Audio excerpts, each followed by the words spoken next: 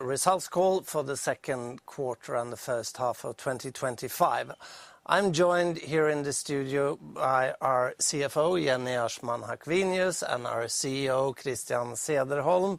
Both will soon give their presentations. Today we are also fortunate to have the CEO of Mölnlycke, Zlatko Richter, with us, and he will provide some more in-depth comments on that company. Following his presentation, we will be opening up for questions both via our operator and online. And with that, over to you, Christian. Thank you, Jacob, and hello everyone. So, Q2 results were healthy in a turbulent environment.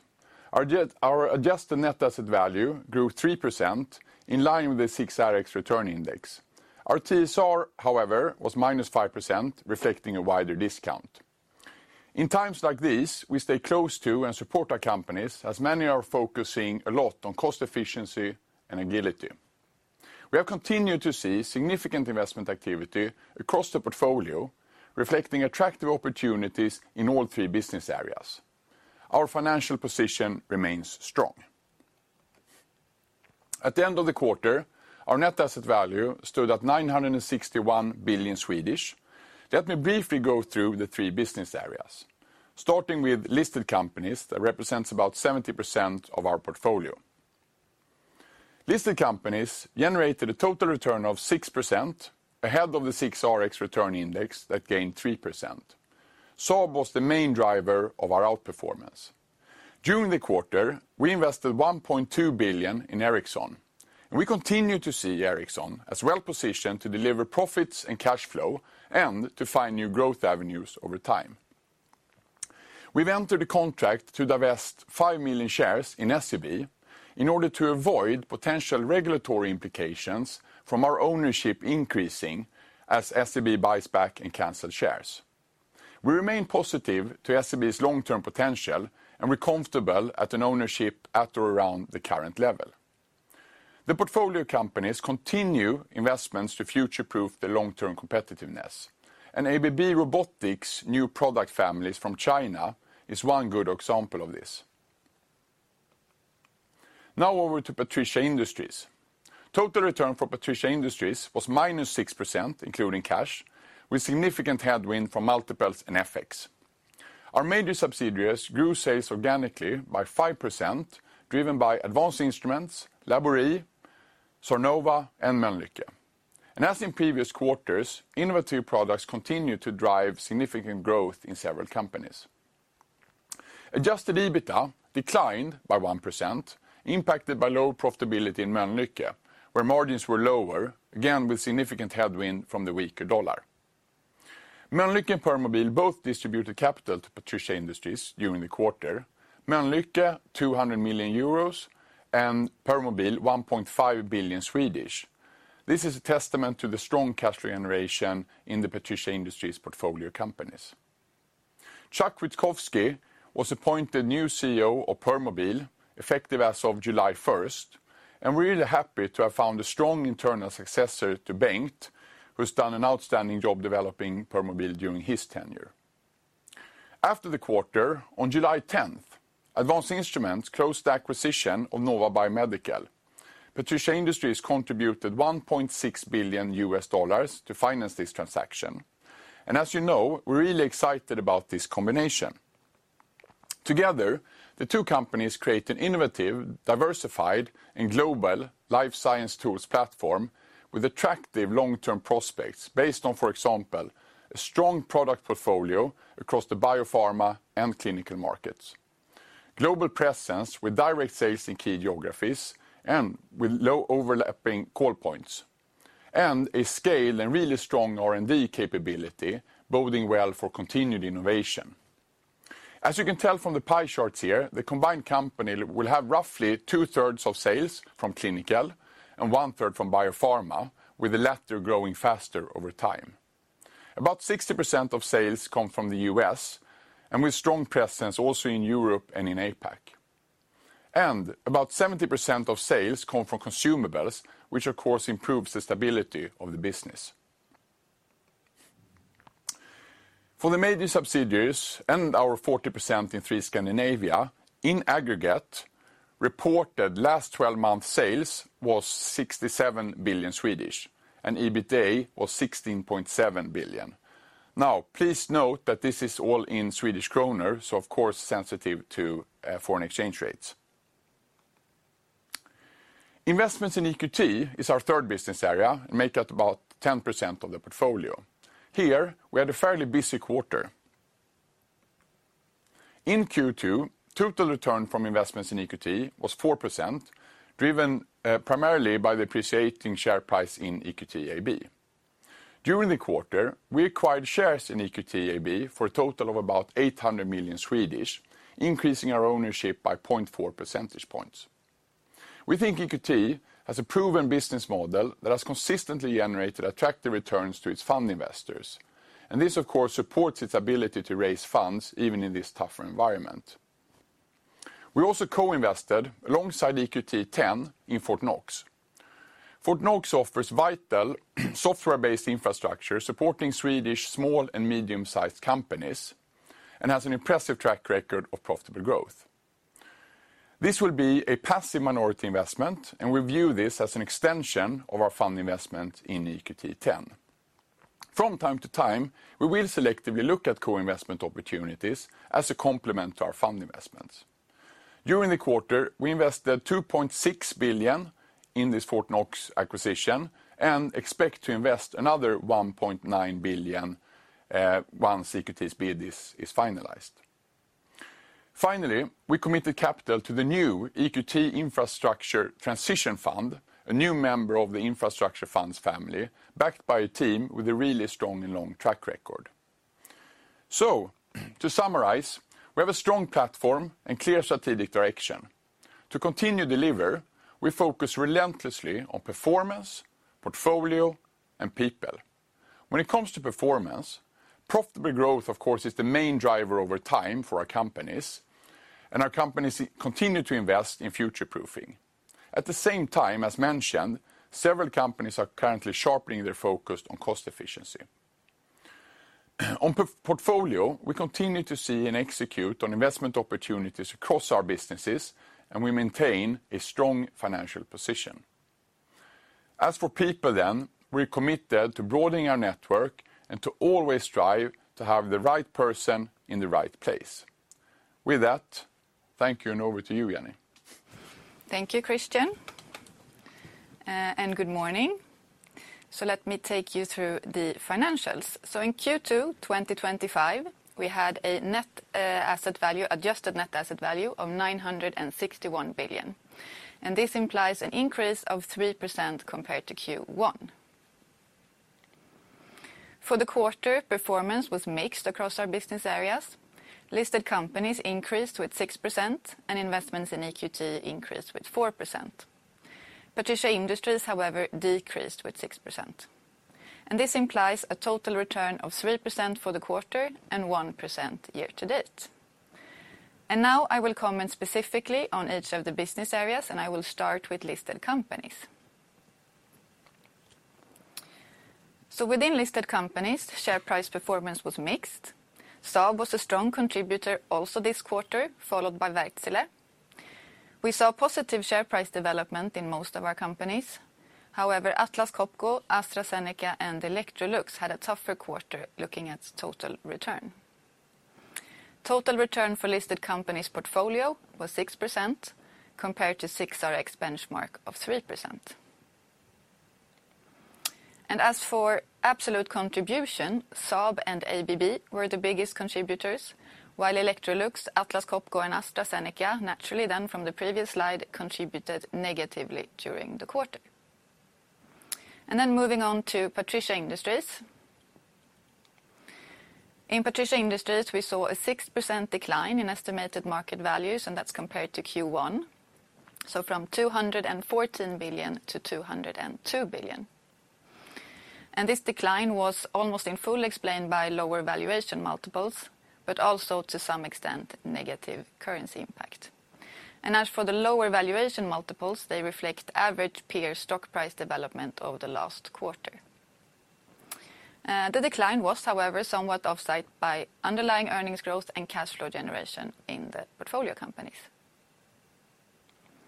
And if we look at the value development across the companies, we can see that most of them were negatively impacted by lower valuation multiples, and that some of them were also negatively impacted by currency.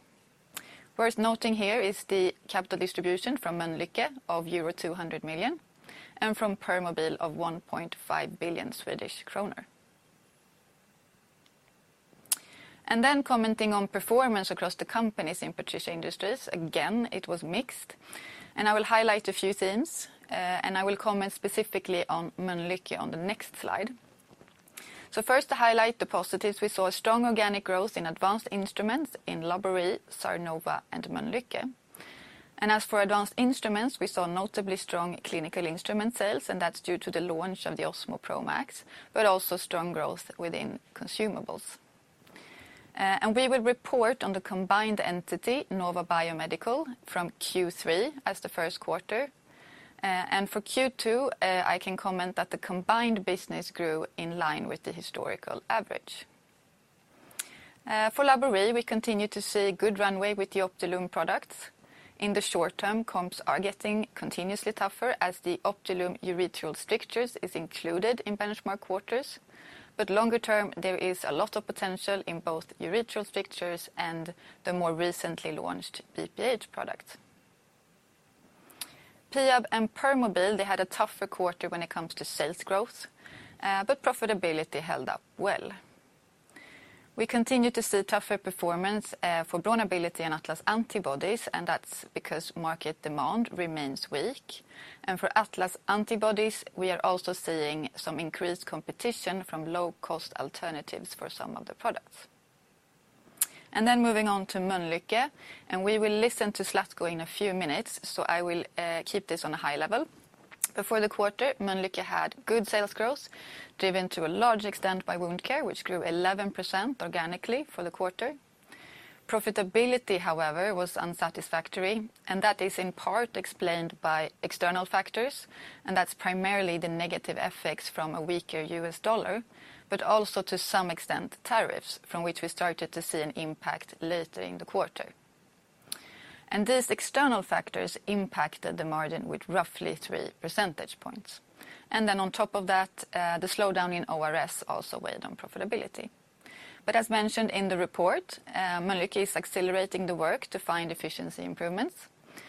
And worth noting, however, is that the actual timing of the positive impact from such improvements will vary. Moving on to investments in EQT. The total value change was 4% in the quarter, and that's primarily driven by EQT AB, which was up 6%. Fund investments were up 1%, and as a reminder, we report EQT fund investments with 1 quarter lag, so the 1% is based on EQT's Q1 report. For Q2 earlier this morning, EQT reported 1% positive development in key fund investments for H1, indicating a similar performance for Q2. But note that this is in euro and that the correlation to our EQT fund investments is not 1-to-1, but perhaps it gives some indication. On the right-hand side, we illustrate the net cash flow from EQT to investor, which was negative with 2.8 billion in the quarter. And that's because investments were larger than the sum of dividend and proceeds. Our 2.6 investment in Fort Knox and the 800 million acquisition of shares in EQT AB represent the majority part of investments for EQT in the quarter. And this is an illustration of net cash flow from our investments in EQT over time. While it's quite lumpy on a quarterly basis, over the past 10 years, we've received a net cash inflow of 2.3 billion on average per year. Our balance sheet remains strong, and this is always a priority, but perhaps even more so in these turbulent times. Leverage was 1% in the quarter, and gross cash was 40 billion. If we include the closing of Nova Biomedical, that took place in the first half of July, Leverage is estimated to just shy of 3% and gross cash to roughly 24 billion. And this is, of course, all else equal as per the last of June. And as for leverage, and as you know, this is a comfortable level at the very low end of our policy range. And then on to my last slide. So over the 5, 10 and 20 years, the investor ABB share has outperformed both SIXRX index and our internal return requirement, which is highlighted in orange. And this underscores the strength and the resilience of our portfolio and our strategy. The past year has presented headwinds, but the long-term track record demonstrates the ability to navigate through cycles and generate sustainable returns for shareholders over time. And with that, I will leave the word to Zlatko to provide some more color on Mölnlycke. Thank you so much, Jenny. My name is Zlatko Richter. I'm a CEO at Mölnlycke, and I will kind of cover my presentation in kind of 4 blocks. A little bit around the background. We'll talk a little bit about the key trends in healthcare, and then we'll cover our strategy going forward, and of course comments on first half and Q2 from my side. So please, next slide. Just a little bit of background on Mölnlycke for you that are not fully updated. We just passed 2 billion euro sales last year for the first time, close to 29% EBITDA margin. We are close to 9,000 employees worldwide, and we are divided into 4 business areas since a few years back, of which wound care by far is the largest one, representing close to 60% of our sales. ORS being 25%, a little bit more than that, and then gloves and antiseptics smaller, but we're very important in certain markets, so they're not kind of fully global, so to speak. So that is a little bit about the background. So if we then take the next slide. So just kind of our reason for being, and I think this is an important slide because if we really want to be future-proof and long-term successful, this is kind of when we did a large study a few years ago based on ethnographic research. We came out with this. This is kind of the number 1 pain points that our customers have in the 4 different business areas. We know today that if you're a patient with a hard-to-heal wound, and that is around 2 to 3% of any given population. We know that 7 out of 10 patients don't get the right diagnosis today because they meet a generalist instead of an expert, and thereby get the wrong treatment scheme, and in many cases the wound heals too slow or not at all. So this is of course one of the areas we would like to address. We also know that a typical operating room have 1,200 hours of standstill per year, basically a lacking of components or people, which kind of delays surgeries, for example. And converting that into cost, that means around 2.5 million euro of unnecessary cost per operating room. And you can multiply that maybe by 20, 50, 100, dependent on the size of the hospital. So it's a lot of money. That should normally be the taxpayers' money at the end of the day in most markets. When it comes to surgeons, I mean, they spend a lot of time in surgery, of course, and many times they can perform surgeries for 12-hour shifts. And of course, the hand hygiene is very important. Historically, we've been very much focusing on the safety, so to avoid contamination of the surgeon's hands and nurses for that matter that are in the operating room. But also, I mean, one key feedback that came back is tactility. So you have to kind of integrate 2 technologies in one, make sure they're both safe and tactile. And we also know in antiseptics that 4 out of 10 nurses that enter an operating room have not fully followed the disinfection protocol. We can argue a long time why it is so, but that's kind of the fact. And of course, our challenge is a little bit to make sure that we change that.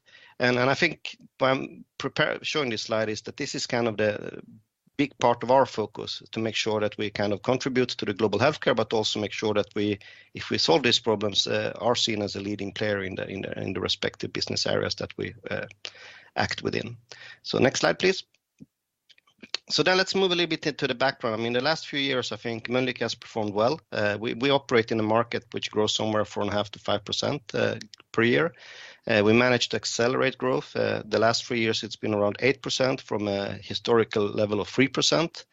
And I think also from a profitability-wise, we've improved year by year and also strengthened our position. Thereby, we have increased market share in all of our business areas. And I think, as you can see here on the slide, we'll not go through it in details. We have a solid and improved financial performance. And this is a little bit how we build our plan. Then you all know, we'll come back to that, of course, that a lot has changed since the end of last year. The first 6 months this year has been exceptional in many ways, and I'll come back to that also. So next slide, please. And next. Yeah, so basically, I mean, what are kind of the macro trends that we deal with and that we need to address? And I'll take that from very much a healthcare perspective. We see a tremendous pressure on healthcare systems since COVID. We see that people and staff, healthcare professionals are leaving. And today, globally, we have around 10 million vacancies. That is basically jobs that are not being done. And that leads to higher cost because you need to have temporary staff, lower wage staff, not qualified staff. And on top of that, also, you see longer queues for surgeries, etc. And that's been kind of a status the last few years. The other part, and we all follow the geopolitical situation day by day here, but we also have to understand that this has been a trend for the last 10 years. From a trade barrier perspective, I think I've not seen that much going our way, so to speak, the last 10 years. Every kind of decision is a little bit more and more challenging. And we operate in the healthcare world of healthcare. We know that the healthcare systems are different in every market and also quite protected in many markets because you have to be localized in one or another way to be truly competitive in many markets today. And this is, of course, has been increasing a lot also the last 6 months. But it's a long-term trend that's been there for a long time, and we have addressed that in many ways. And of course, we'll continue to do that. There is an increased focus on sustainable healthcare. That are two parameters. One is, of course, the whole kind of environmental part with CO2 emissions. If healthcare would be a country, we usually say it would be fifth most polluting from CO2 perspective country in the world. So this is one of the big sources for the whole CO2 challenge. We also have the other part of sustainable healthcare, which is more related to employees' wellness, basically. As I said, a lot of staff is leaving. We see that nursing schools are not filled anymore with students. So it's not the most attractive part to be within. And this is a big challenge now for hospitals and healthcare providers to make sure that they keep staff and motivate staff and make sure that they want to be in that area and don't choose other type of jobs. So then, of course, the question is, with all these challenges, how do we sort that out? And I think there are like three major things that will happen. We will see new operating models. We'll see new business models in healthcare. Maybe ending on kind of a value-based healthcare at the end of the day, where today you get kind of paid per product you sell instead of the outcome. And on top of that, I think, which is a very strong driver coming up, is, and here we are a little bit late in our industry versus many others, we see a digital transformation emerging where you need to digitalize and make many things more efficient so that fewer people can provide more care at the end of the day and better care. So that is kind of what we deal with on that. And if I give one example, if we take the next slide, which is very concrete, if you look at where in what type of settings healthcare is provided today, and this is US numbers, but they look similar in many other markets. Historically, most patients went to an acute care facility, hospital, or elderly home care, long-term care, skilled nurse facilities, or hospice, which is dependent on if you're on the elderly side, so to speak. And we see that these structures that are quite expensive and resource demanding from healthcare professionals are decreasing or growing very slow. So where do you find patients in the future? Of course, from acute care, we'll see a transfer towards ambulatory surgery care, hospital outpatient care, where you come in the morning and go home in the evening, basically, so you don't even sleep over.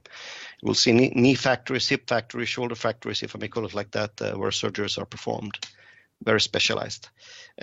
More care in the physician clinic, and then we have the whole e-visits part that where you basically get your treatment or healthcare over a screen, which is still not fully defined. It's a lot of movements there, but I wouldn't say it's like this is how it looked like. So I think we should expect development in that area. But all in all, you can see that that's where the patient's growth is, while in acute care and elderly home, where we see patients being pushed towards home care. So you're treated in home instead of any kind of facility, also kind of a cost-saving type of setup. So that's where the growth is. And of course, if we long-term as company want to be strong, we need to be participating where the growth is. And I think today we are starting that migration, but we have a strong legacy in acute care, for example, from a Mölnlycke perspective. Next slide, please. And next. So strategic direction. I think what we've gone through the last few years, the last 4 or 5 years, is that we introduced the business area structure 3-4 years ago. We focused in much on that, and we managed, as you saw, accelerate growth and also profitability to a certain degree. We also did this ethnographic-based strategy where we basically try to figure out what is the number 1, 2, 3 pain points that our customer have and really try to address those, both outcome-wise, but also in their kind of workflows and how they operate. And now moving forward, the coming years, we will we'll talk about 3 pillars or blocks. One is defend and grow core business, one is conquer new markets and segments, and then also protecting profitability in the light of the new challenges and development we see. So if you take the next, please. And also kind of the base, what are the base we go in with? I mean, we are present today in acute care, which is, as I said, the maybe most where we have our strongest holding, but we have also lately, during the last year, started to look into post-acute care, primarily on the wound care side, and then also the ambulatory surgery care on the more surgical parts, gloves, auras, and antiseptics. And we also know that the whole kind of digital virtual care is emerging, not fully yet defined, and of course we also have our bets and initial thoughts around how that could be addressed. We have our legacy products that's been around for a long time, very strong brands. The silicone-based solution, which kind of was invented, the whole advanced wound care segment by Mölnlycke, SafeTech or Mepilex, which is the product brand. SafeTech is the silicone-based solution in that. We have our procedure packs where we really try to move from single to procedure packs to make our operating room efficiency increasing. We have our Biogel brand in gloves, and we have our Hibi brand in antiseptics. And we also have a strategic portfolio that is growing really nice. I think this is, where we see the strong performance in wound care. We've been very strong in incision care, which is kind of a post-operational solutions to help manage the wounds, where we have Avance Solo, which is our negative wound therapy. We have post-op solutions, for example, Mepilex border post-op, and also Granulase in around wound irrigations. We have a very strong and fast-growing portfolio there as an example. Also in the operating room solutions, we provide more and more advanced procedure packs where the MIS portfolio is a key component. So this is something, of course, we need to have with us into the next 5 years and really drive. And then we have the geographic part, and here you can see how our sales is distributed. The last few years, EU, UK still being very strong, more than half of our sales. US being very, very important and been growing very fast and is today representing a third. And now finally also we see good movements in some of the Asia Pacific markets. We have a very strong performance the last few years in MEA, which is today representing 5% of our sales, and also Latin America is coming up on the radar. But of course, if you look at where the world is going and where the people live and how healthcare is developing, of course, APAC 12% is nothing we're satisfied with over time. So this is how it looks today. We're going into the next phase in our journey, so to speak. If we then take the next slide. So we have kind of recently defined our kind of coming strategy, and we have divided that into 3 blocks, and I'll try to go through them a little bit more in detail. So the first one is kind of defend and grow. So with these activities that we have there, we still believe that we can gain some market share, but maybe not as much as we would like. That's all about defending and make sure that we continue to support our legacy brands where we have been very successful, but maybe they're not seen as the most innovative anymore, but present a very strong brand value. We will drive a strategic portfolio, which is kind of our recently launched products that represent a big share, I would say, of the total sales, and on top of that are growing high double digit in most cases, if not all. And we also have the third block, part of the first block, which is around where we are very strong. We talk about therapies, we talk about wound care prevention, we talked about incision care, so converting a very conventional market, conventional wound dressing markets, maybe 3-4% today's advanced wound dressings in the operating room, post-surgery to cover the wounds, so to speak. Big opportunity that we're driving. We talk about EB, and we also talk about scar management, which is a big thing in some Asian markets like China. So that is kind of where we believe that we can gain some market share. And then we have kind of defined a portfolio where we talk about incremental sales, basically stuff we're not doing today, where we would like to grow and find incremental sales. And you can say that also divided into 3 parts.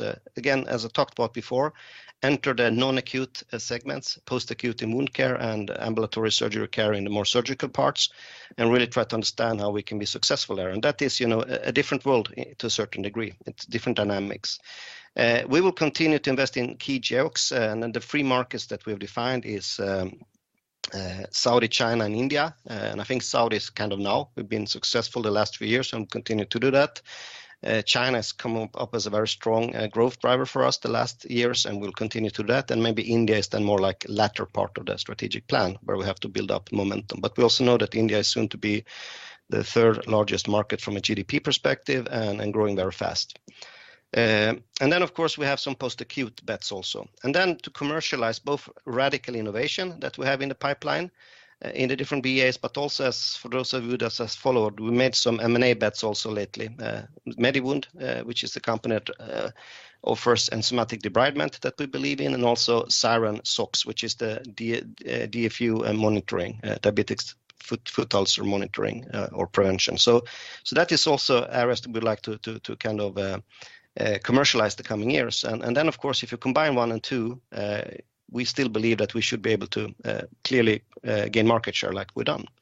And then we have the kind of the third block pillar that we just launched now, which we call Impact 30+, which basically means that we would like to a large degree as possible, continue the growth in 1 and 2, and then catch up on the gap that's opened up when it comes to EBITDA this year versus the last few years.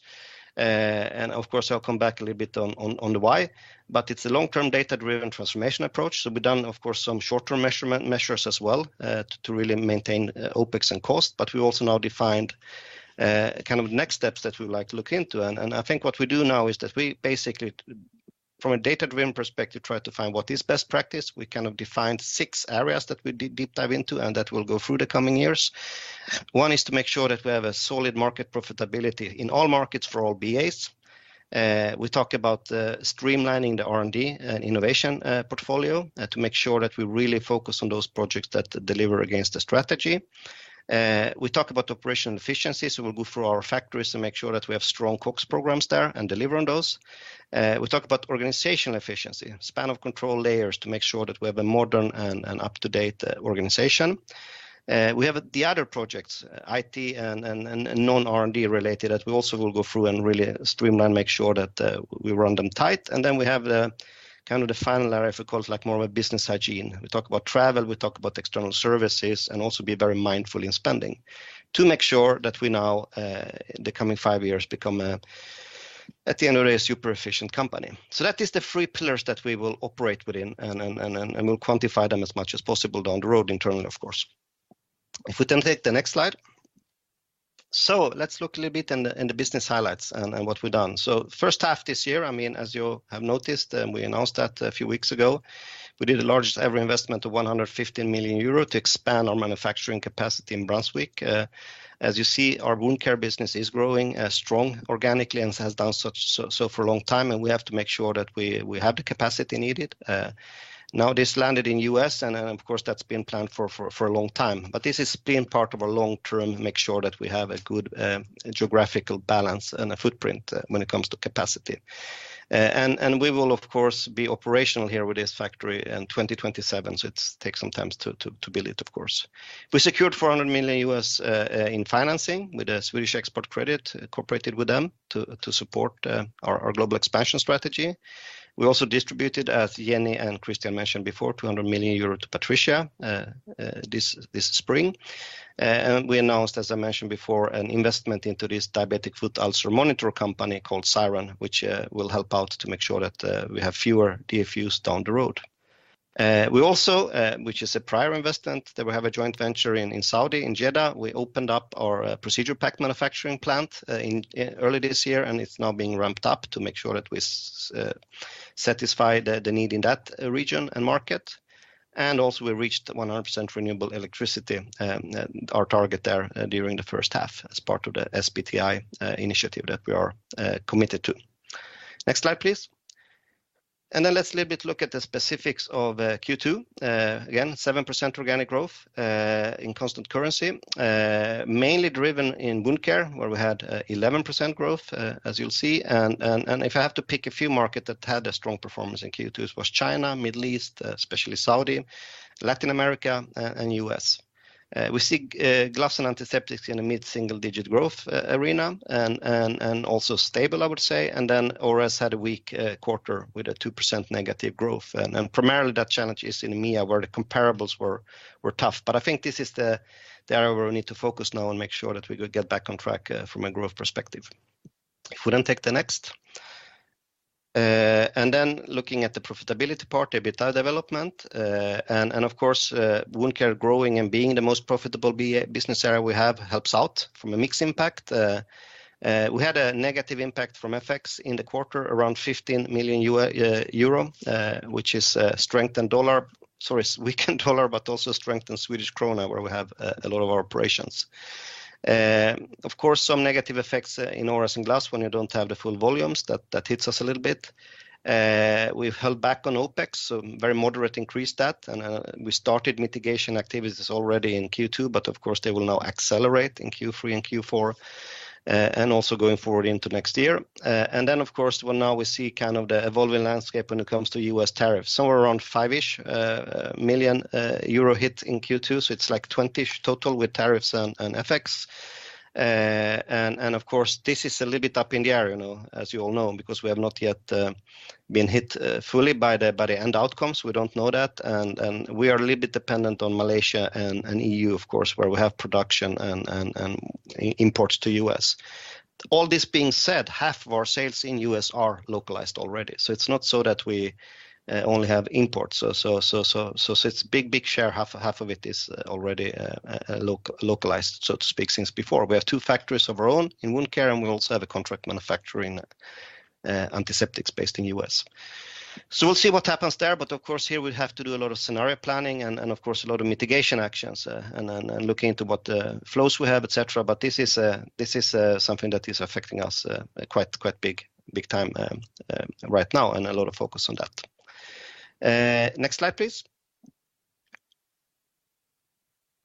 So to summarize, and this is my final slide, I think we are well positioned to continue to capture sustainable, profitable growth. I think we've shown that the last few years, and we have also outperformed competition. Also in Q1, where we had lower sales, we have some comparables where we see that our competitors, especially in wound care, had lower growth than we had.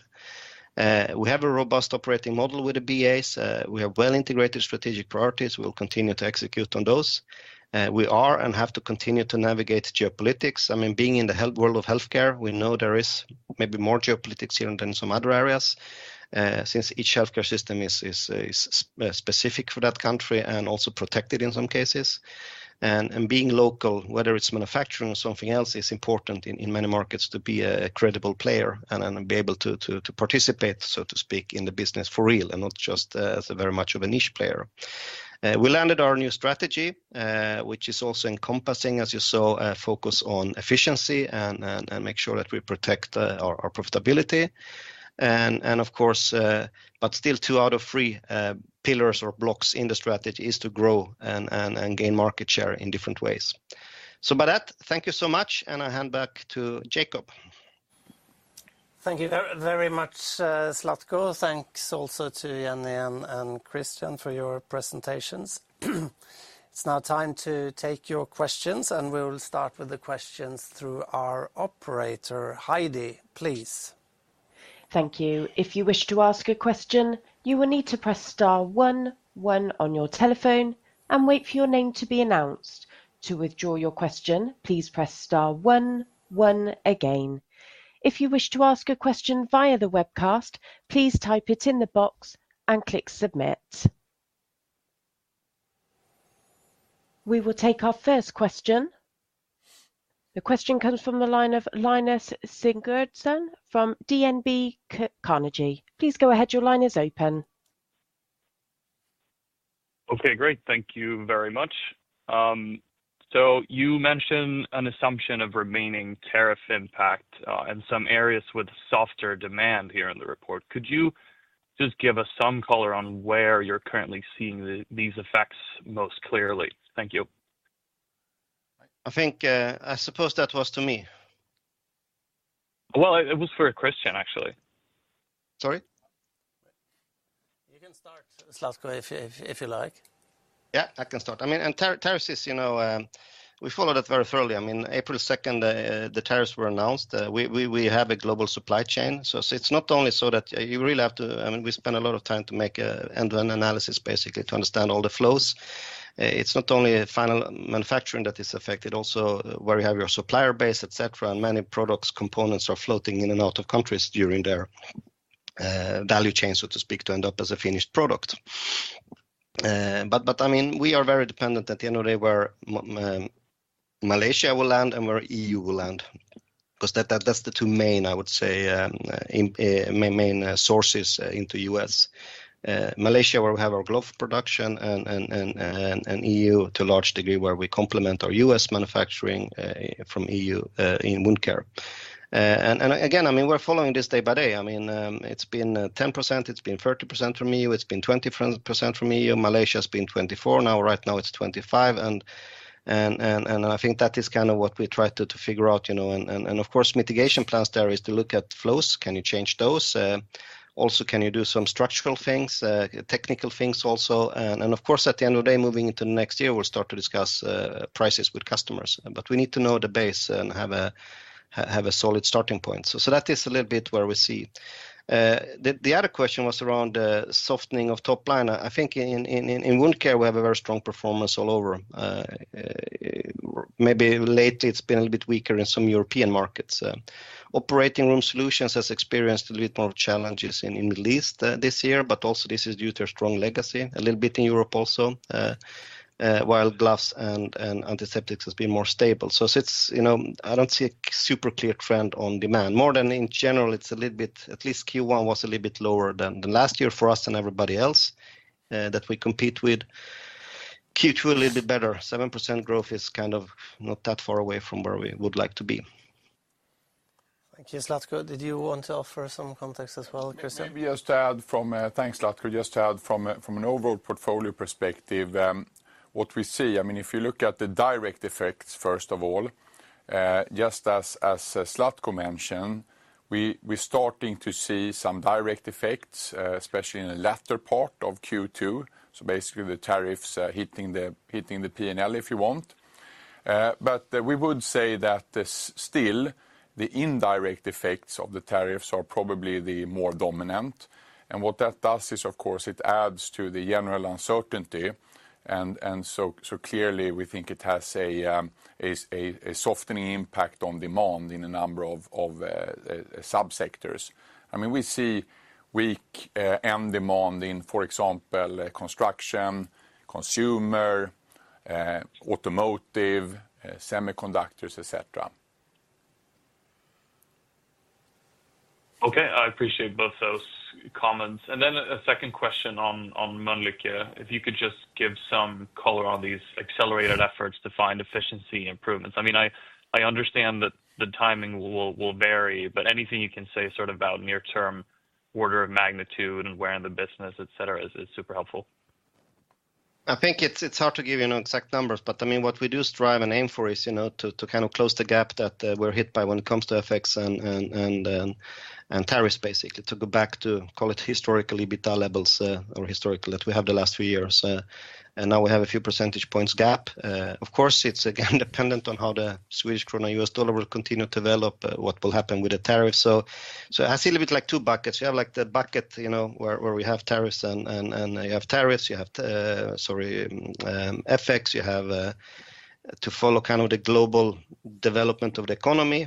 We need to understand that. We need to, of course, do whatever we can there. But then we have the other part, which is, you know, make sure that we are efficient, make sure that we drive the company in an efficient way and mitigate as much as possible the coming years to kind of be back on kind of historical EBITDA levels. So that's kind of the goal. Then let's see how much we can put together and still be you know, a forward-leaning company that invests into the business and really try to drive market share at the same time.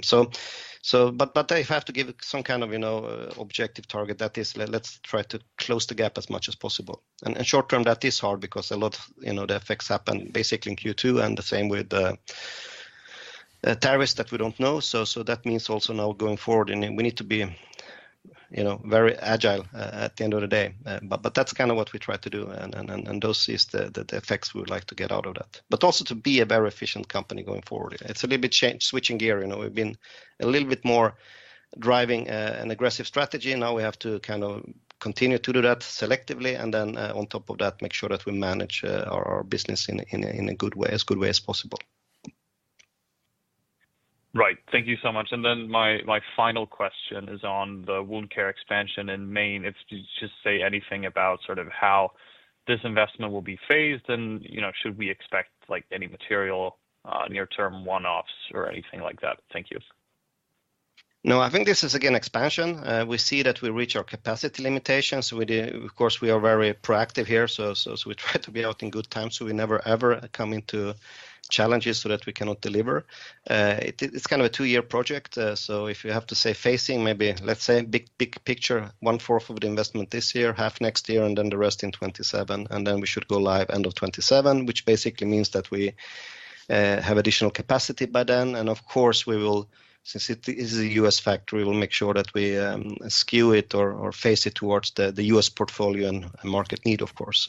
But we'll still have a kind of a global footprint, so there will be other factories also supplying into US. But of course, this is a big step for us. And as I said before, this has been the timing is always the timing, but we planned for this for a long time, basically. So this was kind of when we saw that we were reaching capacity limitations. Now it's time to move, and then we took the decision, and now we invest. Okay, thanks everybody. That's it for me. Thank you. We will take our next question. The next question comes from the line of Derek Laliberto from ABG Sundal Collier. Please go ahead. Your line is open. Thank you very much. I'd like to start out with a couple of questions for Zlatko here. It'd be interesting to hear in your own words sort of how you believe Mölnlycke distinguishes itself from competition, particularly in the wound care area. Thanks. Yeah. No, and I think we have a long journey behind us, at least the last 3-4 years, where we have clearly gained market share. I mean, the advanced wound care market where we participate is growing somewhere around 5%. We've been growing twice that. And also in this last quarter, 11% growth. Now we don't know how our competitors perform, but there is hope that we also outgrew the market in Q2 with 11% growth. I think this is, the core of our business. We kind of invented this area. We're very strong in this area. We continue to invest into this area. I think also we broadened our portfolio with negative pressure the last few years. We also have fibers, hydrogel fibers, which is another area that I didn't mention here today, but where we kind of go against Aquacell. So I think we have a good kind of competitive position. We're probably the company with the broadest portfolio. We participate in attractive segments. We invest into new markets. I think lately we mentioned Saudi. We can also mention China. We can mention continuous efforts into US. So it's here we have a global presence. I think we have good growth in more or less all markets. What we have to remember is that we sell on value. So to be successful in wound care, and we're usually much higher priced than, if you call it a conventional or a low quality dressing or lower quality dressing or a value. So we need to sell on value. That means that we need to support our offerings much more than anybody else by, clinical studies, health economics, training, education, supporting the customers, so that at the end of the day they get kind of a return on economy also, even if they choose us, because we have a different model. For example, normally you can use our dressing twice as long as any competitors or most competitors. That's a typical example of that. So we need to do our job. When we do our job, we're successful, and I think we've done that in a great way the last few years. And we plan to continue that. So we will kind of, continue that journey. And I think where we have the biggest opportunities the coming years is, as I said before, in one of the biggest, there are many opportunities, but like in incision care, we're still today, when you go, if you have a chronic wound, you can get advanced wound care dressing. But if you are part of a surgery today, basically, the challenge is that you still get conventional old type of dressings or plasters even. And the challenge there, of course, is that if you really want to manage the wound well, I think we have a good offering there. Today, it's around 3-4% that get an advanced wound care dressing post-surgery, and 96% still get 50 to 60, 70 year old technology type of plasters based on glue. So we have a lot of opportunities. We need to just be focused and continue, I think, do what we've done good and add as we go. That's very and then clear. Figuring out the post-acute care segment, which I mentioned also, that is, of course, something we need to. It's the same type of wounds, but a different business model in many countries.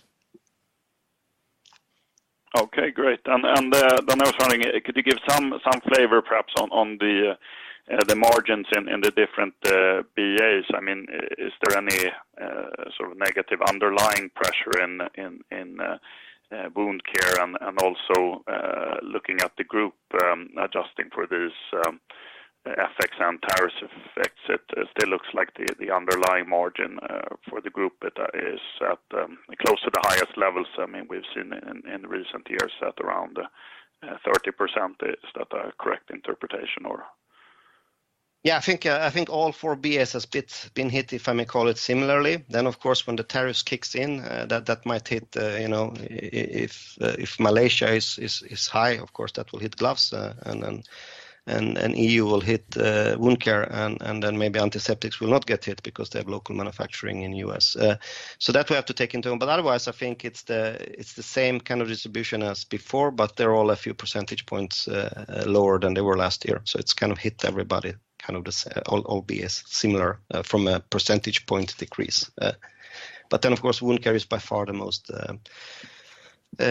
profitable area still not far away from 40% EBITDA as we have discussed before, but maybe 1 or 2 percent point lower this quarter versus last quarter, same year, due to FX and tariffs partly. All right, perfect. And then just quickly regarding this, was it a ramp up of warehouse or change for warehouse issues you had recently in Q1 in the US? I mean, were this completely resolved, and did it have any impact on the performance in Q2, sort of negative or positive with stuff being pushed ahead, I guess, if that was the case? I think being a customer-centric company, to be honest, I mean, when you have supply issues, it's never good. You always get, some kind of damage on your reputation. I really hate that because it's extremely important that we satisfy customer needs. But in this case, yes, we mitigated that in Q2, so we have no big issues now. And of course, we need to monitor that closely, continuously, so that we don't ever end up in that again.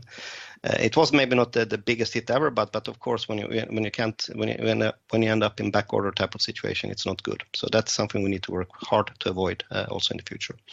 But now it's under control, and I think the damage was we managed it well at the end of the day. Great. Thank you, Zlatko. And then just a couple for Investor AB. I was wondering, in general here, you purchased shares in Ericsson lately within the core listed assets. I mean, when you're making these decisions, apart from the potential you see in sort of the intrinsic value, do you consider the concentration or weight in the portfolio of the asset as sort of meaningful criteria when making these sorts of decisions? Thanks. Thank you for the question. I can take a first crack on that. I would say that we're driven by sort of on a company-by-company basis and the strength of the case we see. And at the moment, we don't see any, call it, concentration issues. So that in and by itself is not what guides our investments, I would say. Got it. Okay. And finally, from my side, this might be minor, but in publ, I noticed, I think it was in Q1, you had a product recall of this smart drive speed control dial with some pretty sort of severe damages. Can you give an update on this potentially, and has it led to like any litigation or similar? Thank you. I can start. That's correct and unfortunate, of course. I think those quality issues have been well handled. It has weighted somewhat on the sales, of course. But well handled for now. Okay, good. Thank you. That was all from me. Thank you. Thank you. We will take our next question. Your next question comes from the line of Jacob Hesselvik from SEB. Please go ahead. Your line is open. Good morning. Also a question on Mölnlycke. So the leverage ratio increased to 3.3 times in the quarter on my calculations, which I assume is even before the investment in Maine. So at what leverage ratio do you see as optimal for Mölnlycke going forward? Maybe I can ask Jenny to support me in that question. Yes, sure. Mölnlycke has publicly listed bonds, Eurobonds. And for those we have committed to a leverage ratio that should not increase above 3.5 or up to 4 if we see that we have attractive add-on or investment opportunities. And that leverage policy remain firm also going forward. Okay, so the investment in Maine, would that qualify under the 4.0 times? I would say that the investment in Maine will be within that leverage span. It's important to remember also that now we're looking at a leverage ratio just after dividend. So normally you get a little bit of a up and down saw blade pattern. And given exactly, and given Mölnlycke's strong cash flow generation, we see quite rapid leverage decrease also through the quarters. Yeah, fair enough. If we continue on Patricia, we have now seen double-digit declines in valuation compared to Q4 in a majority of the companies. Could you provide the split between FX and the multiples? Where is the majority of the headwind coming from? I can start. And for the quarter, as we mentioned throughout the presentation, the absolute majority of the decline for this quarter for Patricia is a contraction in valuation multiples. So that's the absolute majority for the quarter. So given that organic sales growth is positive in the majority of the companies and we assume market remains flat until Q3, we should then see a material pickup in valuations already next quarter, I guess. I think it's hard to say because it depends on so many factors. But of course, all else equal, maybe. I would also add that if you look at the FX, I mean, what Jenny mentioned here is the basically our NAV valuations, right? Our estimated market values. But there is, of course, in the underlying earnings of the companies, there is also a big FX effect, as Zlatko mentioned in Mölnlycke, for example. But of course, if you take a company like publ with 2/3 of its business in the US, there is a material impact from that as well. So you really have FX hitting on different lines, if you want. So that's important to keep in mind, I think. Yeah, no, that's an important point. And just a quick final question from my side. The co-investment in Fort Knox was new exciting information for me. Have you done any co-investment with EQT earlier, or is this the first one? And could you also give some more color on this decision and how it will be reported going forward? Yeah, I can say as a background, I'm not aware of any co-investments of this type where we have a sort of passive minority co-investment. So that would be the first, at least in a very long time. And the decision process is basically we see it as an extension of our engagement or investment in the respective funds, in this case EQT 10. And as a big limited partner or investor in their funds, we're glad to get the opportunity to, from time to time, consider co-investment opportunities. And then we were and are really attracted by the business model and by the strong track record of Fort Knox in this case. And as for the reporting, Sorry? The reporting, it will basically be under EQT or investments in EQT. Okay, thank you. Thank you. We will take our next question. Your next question comes from the line of Johan Sjöberg from Kepler. Please go ahead. Your line is open. Thank you. My question is also Zlatko. First of all, thank you very much for joining this call. And it's also nice follow-up from the last time you were here. And I remember back then you were highlighting that you expected or you were looking for higher organic growth in Mölnlycke. And I mean, if you take sort of the underlying market dynamics and sort of forget about the tariffs just for a few seconds here, and do you see any change at all in the market dynamics that would sort of prevent you from continuing to grow at the same pace over the next few years compared with sort of the last years where you definitely have accelerated growth to the high single-digit organic growth? So if I answer that question first, I think we, of course, I mean, we follow, and there is always a little bit of a lag here. I mean, if you look at, as I said, entering this year, the total market grew somewhere around 4.5% to 5%. So that was kind of then the number to beat. If you look at the Q1 reports from our competitors, the growth was lower than that. Was kind of a 3-ish, maybe 3.4. And then, of course, whatever will happen now in Q2, it's too early to say. I saw that, for example, SCT reported their health and medical this morning. They were around 2%, I think. We had 11 in wound care because that's your most transparency.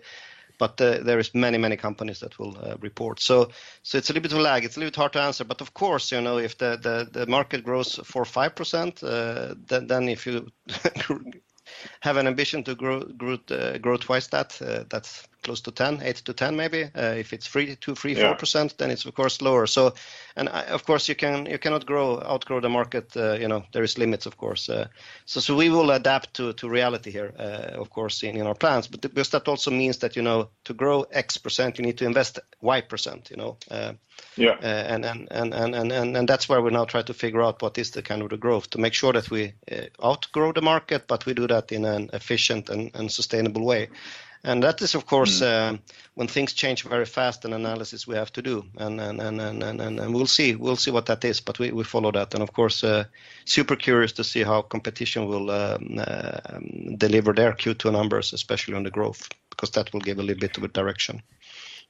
Yeah, I was actually more sort of looking at over the next sort of 3 to 5 years, maybe, and you know, trying to, because I know investors, they don't like to talk about sort of the forecast for this year. I'm more sort of looking at sort of the market, you know, underlying market, and giving your introductory speech and also sort of aging population. So, yeah, I mean, is there anything sort of 4 to 5% you mentioned here? Is that sort of a base case scenario which you feel sort of comfortable with over the next 3 to 5 years, and sort of not looking at the next few quarters or anything like that?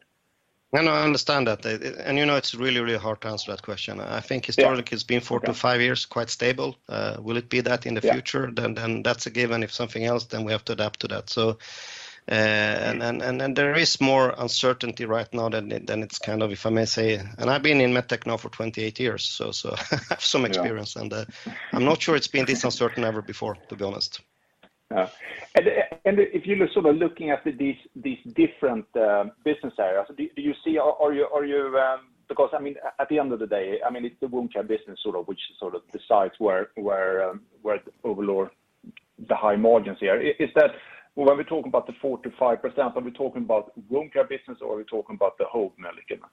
I'm talking the whole. So if you take wound care, that is 5+, I would say, a little bit more than 5, 5.5 to 5.5. It's been at least the last few years, and the others are a lot more like 4.5-ish type of.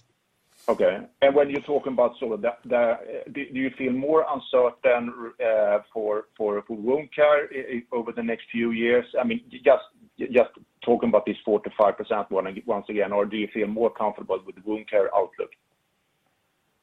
I think one difference that emerged, and I was not allowed to talk tariffs, I won't. But if I look at trade barriers, I think that is emerging. We see trade barriers being introduced in our business.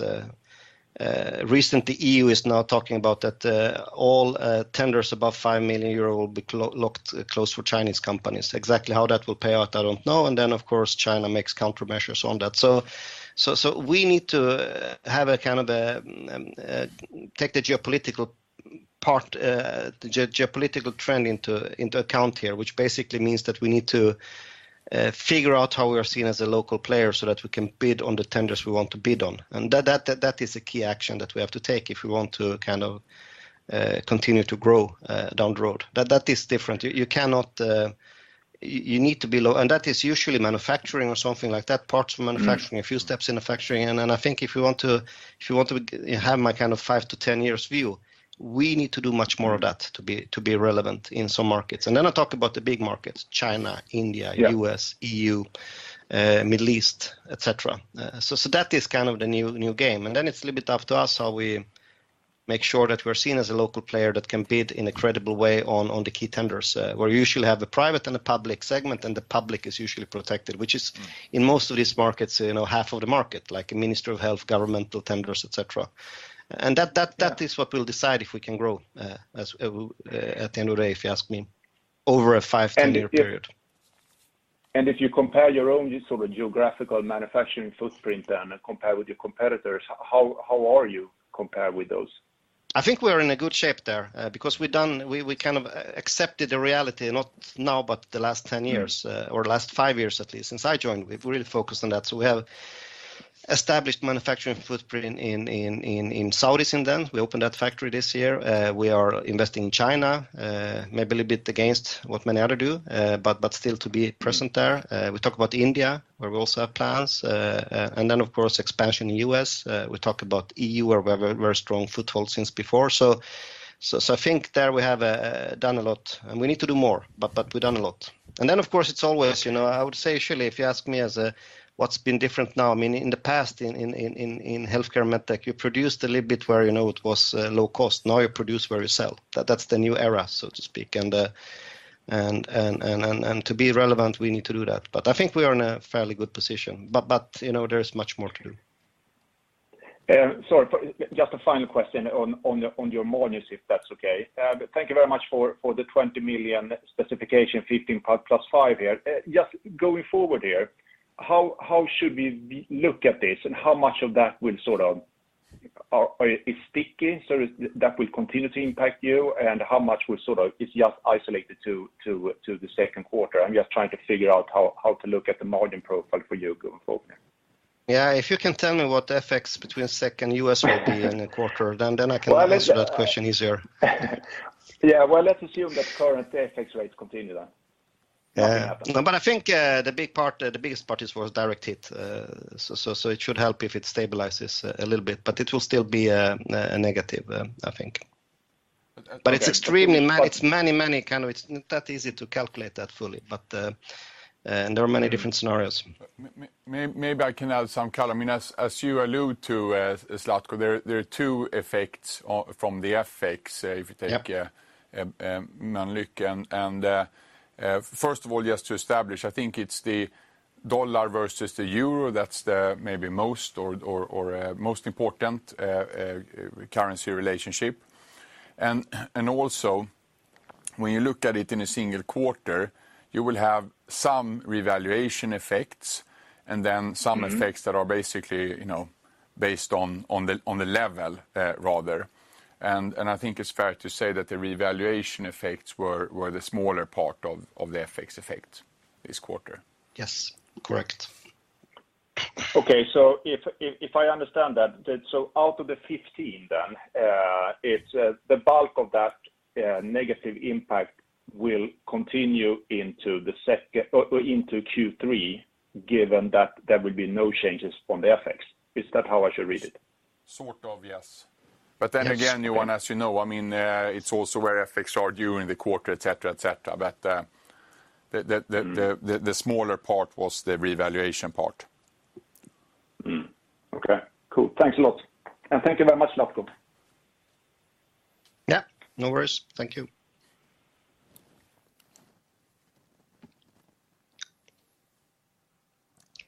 There are no further audio questions. Thank you, Heidi. Then we have a couple of questions online as well. Let's capture a few of them. I think the first one has been covered, the impact of exchange rate totally in this quarter. That was from Kenneth Thulin. So I'll skip that and jump to the next one from Fredrik Hilberg. Defense spending is expected to grow significantly in investors' portfolio target markets. Do you have numbers for revenue exposure to the defense vertical? And where do you expect this growth to materialize in the portfolio? Would you like to cover? Okay, I can start. Thanks for the question. And I mean, if we look at Saab first, it's about 5% of let's say, ownership-weighted sales, but expected to grow, of course. And then that's the bulk of our defense exposure, of course. But needless to say, you also have other businesses, for example, Ericsson, publ, etc., that indirectly at least benefit from the increased defense spending. Very good. Thank you. Next one from Morten Larsen at ABG. Zlatko talked about a 5 million euro tariff hit in Q2, but this has come late in the quarter or last in the quarter. What would a full quarter run rate hit be as we look into Q3? I can take that if you want, Zlatko, or I take it first track and you fill in. Unfortunately, we're not able to tell because there are so many moving parts. So it's really not a meaningful exercise, sort of. I understand what you're after, but let's see where things land. And we just repeat what we said, that we saw some direct impact in Mölnlycke and in some other companies as well, and they were tilted naturally towards the latter part of the quarter. And my answer is the same as Christian, so I have nothing to add. That's great. And the last one we have is from Anil Sharma at Point72. Good morning. I wanted to understand the potential impact of pharma tariffs on some of the assets within Patricia Industries. Trump said he would allow for a 1 to 1.5 year grace period to bring back manufacturing to the US before levying a 200% sectorial tariff. It's unclear if during that grace period pharmaceutical companies would be subject to a lower tariff rate. Has Investor done any analysis around this? How should we think about the impact? For example, what percentage of your manufacturing is outside the US that could be in scope? Thank you. I can start. I think that discussion relates most directly to AstraZeneca and Sobi. And what I would say is that for both those companies, they have a significant share of revenues from the US, but also they have a significant share of that sales being manufactured locally in the United States. So that provides some mitigation or cushion. But of course, there will be some effects. Good. And as we are speaking, the interest is very high today, so we have a couple of more coming in. One from Victor Philip. Any comments on the NVIDIA partnership with Investor / Wallenberg? I guess referring to the investments made with 4 of our companies and Wallenberg Investments a few weeks back. But very quickly, a really interesting initiative, and it's, as you say, Jacob, 4 portfolio companies and then Wallenberg Investments, who have jointly then invested in AI compute capacity in Sweden, so that will be sort of safe and resilient, and that will be used as a complement to other, call it normal cloud-based compute power, for both model training but also inference.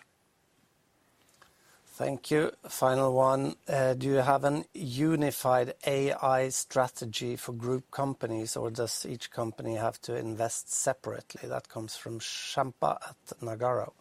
So there are examples where we can cooperate, of course, but the basic of our ownership model, as you know, is a decentralized one. So it's up to each company to see where they see the most benefit from AI and how that is then being provided.